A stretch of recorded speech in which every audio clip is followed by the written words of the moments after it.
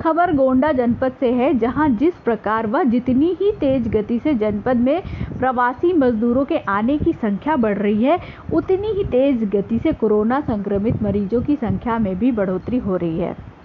सोमवार की इस सुबह को आई रिपोर्ट से अचानक 6 नए संक्रमित मरीजों की पुष्टि होने के साथ जनपद में कोरोना पॉजिटिव मरीजों की संख्या 18 हो गई थी, लेकिन 2 व्यक्तियों के ठीक होने के कारण संक्रमित मरीजों की संख्या 16 बची थी।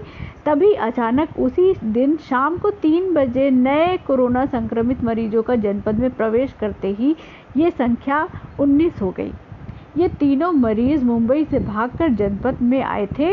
इनकी सूचना जनपद के अधिकारियों को महाराष्ट्र प्रशासन द्वारा प्राप्त हुई थी, जिसके बाद खोजबीन कर इनको लेवल 1 हॉस्पिटल में शिफ्ट किया गया और साथ ही महामारी एक्ट के तहत इन पर एफआईआर दर्ज कराई गई। जनपद के थाना क्षेत्र मोतीगंज में भी एक कोरोना पॉजिटिव की पुष्टि देर रात होने की वजह से कुल संख्या 21 हो गई। इस तरीके से जनपद में रेड जोन की पूर्ण रूप से संभावना बढ़ गई।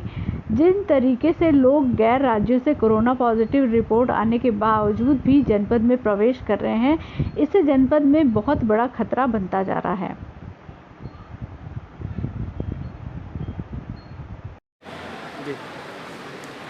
कल जो सैंपलिंग की रिपोर्ट हमारे पास आई है, उसमें 6 केसेस ऐसे हैं जो कोरोना पॉजिटिव पाए गए हैं।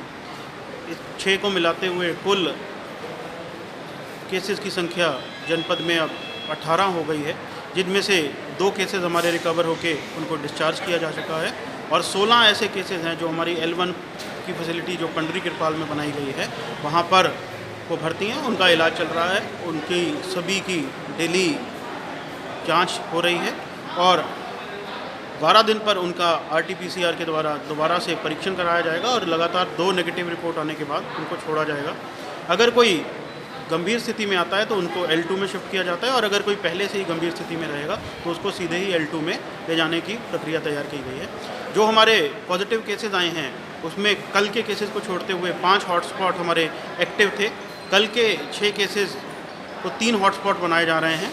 उसमें उन हॉटस्पॉट्स में केवल एसेंशियल सर्विसेज अलाउ करी जाएंगी, जिसमें कि सिर्फ राशन जो बाहर से सप्लाई होगा और वहाँ पर उसको बाहर छोड़ दिया जाएगा। किसी को भी बाहर आने जाने की इजाज़त नहीं होगी, वो लोग वहीं रहेंगे। और जो इन पॉजिटिव केसेस के प्राइमरी कॉन्टैक्ट्स होंगे, उनको आइसोलेट करते हुए उनकी 5वें से 14वें दिन या फिर उनके सिम्टोमेटिक होते ही उनकी सैंपलिंग भी कराई जाएगी।